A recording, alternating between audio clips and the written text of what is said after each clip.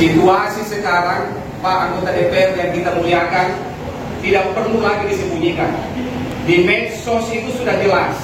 Orang-orang yang tidak mengetahui persoalan perkembangan di Indonesia itu bakalan perlu dipertanyakan apakah dia pura-pura tidak tahu atau memang dipertanyakan lagi persoalan nasionalismenya lebih-lebih dengan persoalan keagamaan. Isu yang kami bawa di tempat ini kalau kita sama-sama pernah mengucapkan syahadat asyhadu an la ilaha illallah wa asyhadu anna muhammadar rasulullah yang dikatakan Makassar kapenteng sirinu waktu namine lupenteng sirinu sama yang dihinakan sekarang adalah Allah subhanahu wa ta'ala, Islam dan Nabi Muhammad sallallahu alaihi wasallam. Allahu Akbar. Punanya inja tolepan agar syahadat apa tena nak kio di dalam bayarnya perlu dipertanyakan syahadatnya. Ini sekarang saatnya orang-orang yang pernah menyatakan syahadat coba buka di YouTube apa segala macam. Buya syukur menyatakan bahwa Islam sekarang yang ada di Indonesia itu belum sempurna. Apakah bukan penistaan agama ini? Jadi sekarang ini waktunya untuk kita semua umat Islam untuk bersatu menyatakan bahwa ini adalah pelecehan, penistaan terhadap Islam. Allahu Akbar.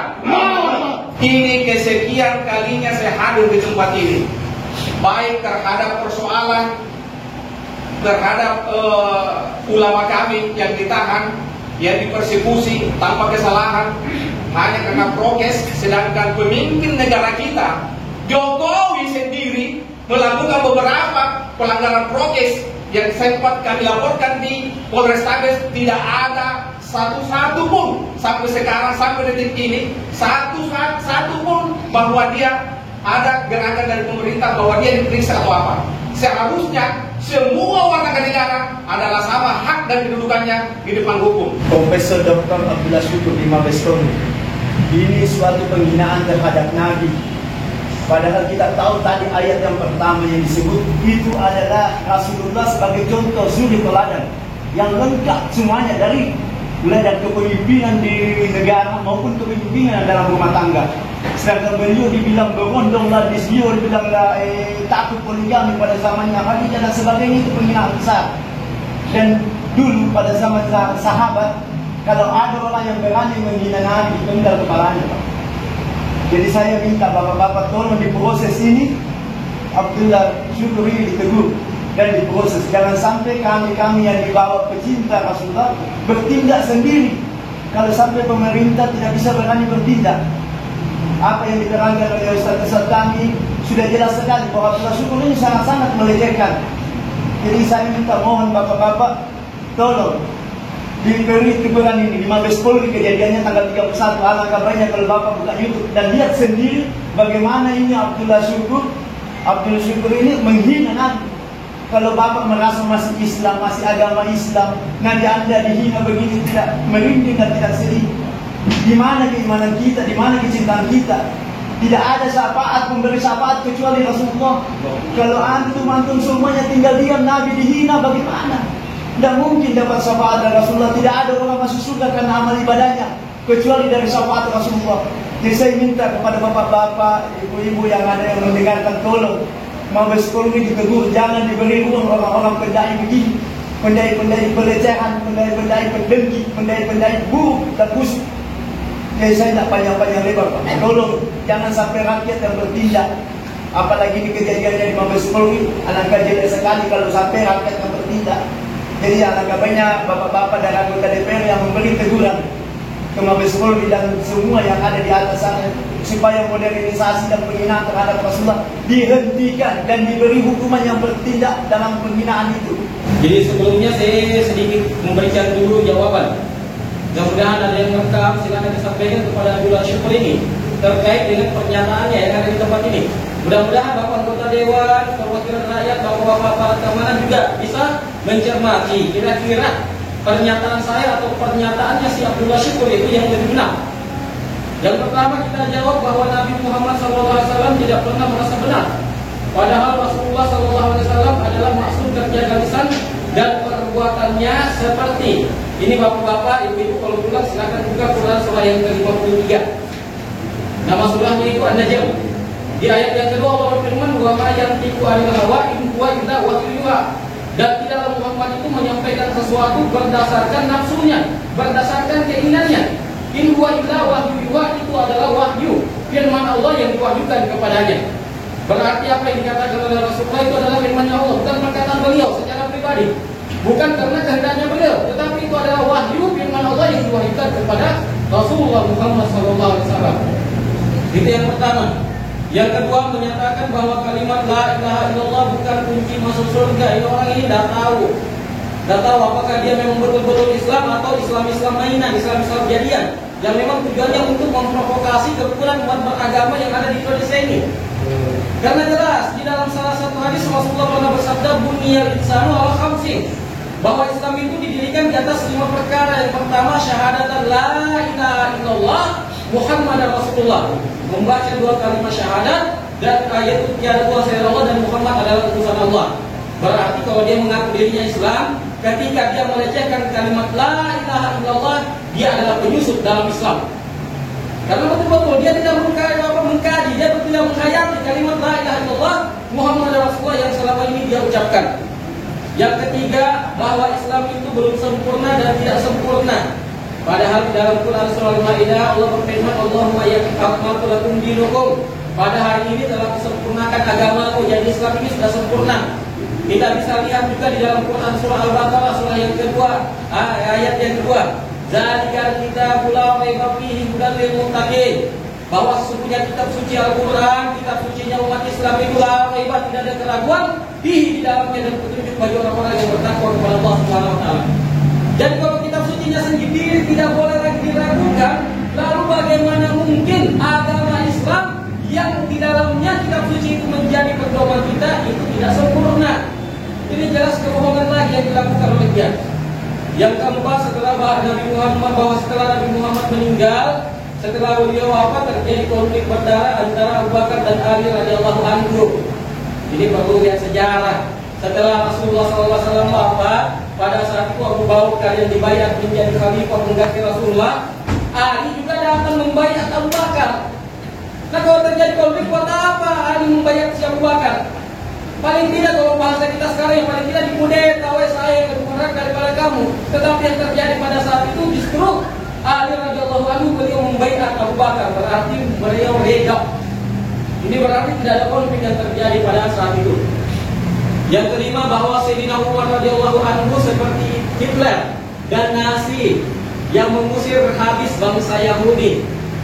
Saya pikir tak perlu dijelaskan, bapak-bapak sudah tahu sejarahnya. Bagaimana Abu Bakar, Umar, Utsman dan Ali, beliau ini berusaha menciptakan kerukunan, keadilan di tengah-tengah masyarakat.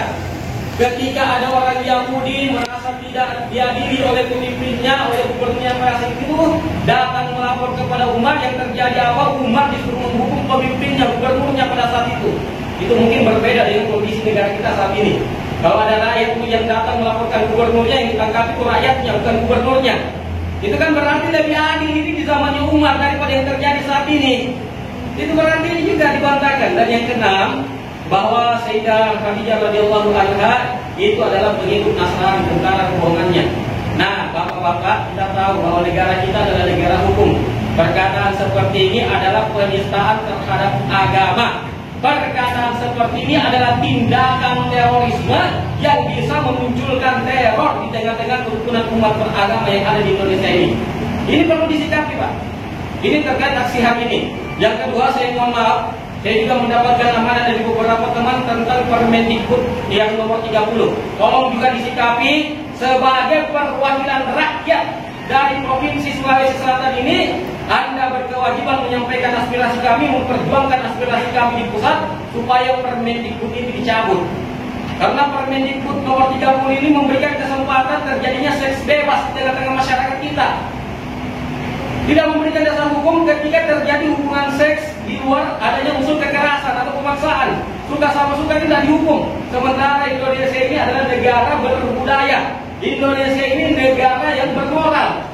Saat ini sebelum ini disosialisasikan, Permendikbud ini disosialisasikan, banyak kita lihat anak-anak yang tidak berdosa, bayi-bayi yang tidak berdosa itu dibuang di pinggir jalan, dibuang di bawah got, dibuang di bawah selokan dan lain-lain sebagainya.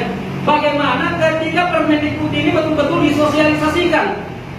Kalau orang dasarnya suka melakukan hubungan seksual, tidak ditangkap hukum, tidak diapa-apai, berarti mereka merasa bebas, legal. Tambah banyak persinahan yang terjadi di Kota Makassar ini.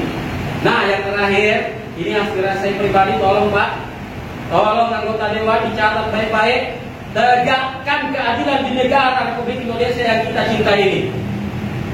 Ulama kami yang tidak melakukan tindakan pencurian, tidak merugikan negara, justru diberikan hukuman yang keras, diberikan hukuman yang berat. Sementara koruptor, pencuri, Pak, uangku nak curi, warna bapak nak curi, justru dia diberikan keringanan hukuman. Ini berarti ketidakadilan. Saya minta maaf, saya tidak termasuk dalam golongan ini. Saya orang Pancasilais yang akan membela Pancasila.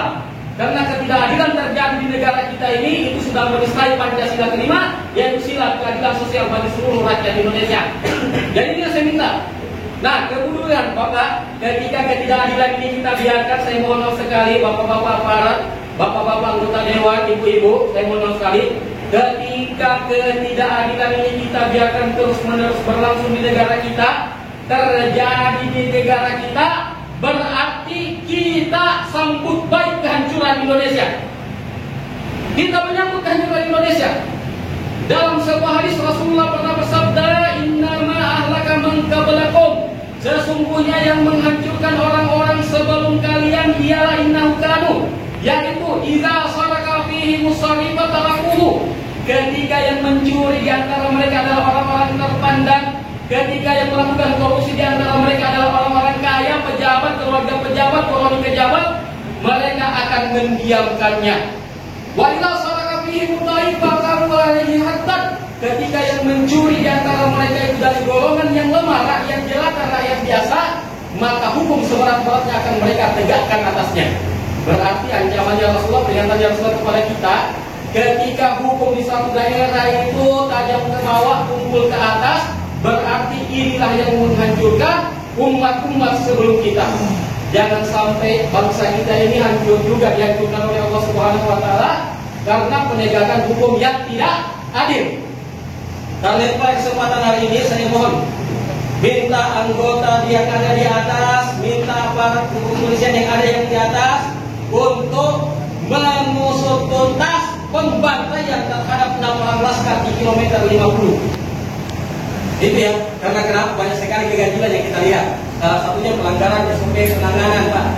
Kalau misalnya orang terduga teroris, orang terduga pencurian saja biasanya diikat. Kalau ini kenapa orang-orang seperti itu mereka dinaikkan di atas mobil tanpa ikat, berarti ada upaya penjebakan. Mereka berupaya untuk dijebak. Ketika di atas mobil sebagai orang yang terancam nyawanya, saya misalnya terancam nyawa saya, jangankan saya, anjing saja kalau kita ganggu dia pasti menggonggong atau menggigit kita, itu marah. Bagaimana dengan kita manusia yang terancam keselamatan kita di atas, yang dianiaya di atas, pasti timbul rasa untuk membela diri kita, keinginan untuk membela diri kita. Ini berarti ada upaya penjebakan sehingga laskar kami ini bisa begitu saja mujahid-mujahid umat Islam ini bisa mereka bantai senanya. Jadi minta tolong Pak, sampaikan kepada mereka usut tuntas siapa yang memerintahkan. Karena aparat itu sistem komando, tidak mungkin mereka bergerak tanpa adanya perintah dari atas. Ya, jadi itu saja intinya Pak. Tolong penistaan agama jelas ini adalah pelanggaran. Itu yang pertama. Yang kedua, tolong Permendikbud itu kalau Bapak masih mau anaknya, cucunya, betul-betul keluarga kita semua terhindar dari perzinahan secara bebas, melegalisasi perzinahan di Kota Makassar di Indonesia, itu cabut Permendagri nomor 30 itu. Ketika Bapak betul-betul Pancasilais, ketika Bapak betul-betul agamais, tegakkan keadilan yang seadil-adilnya di atas bumi pertiwi bangsa Indonesia. Akbar! Alhamdulillahirabbil alamin, assalatu wassalamu ala asrafil anbiya'i wal mursalin wa ala alihi wa sahbihi ajma'in, amma ba'd. Maklumat Aliansi Penjaga Akidah API Islam Kota Makassar terkait perihal kemurnian akidah Islam Ahlus Sunnah wal Jamaah dengan ini mengeluarkan maklumat. 1.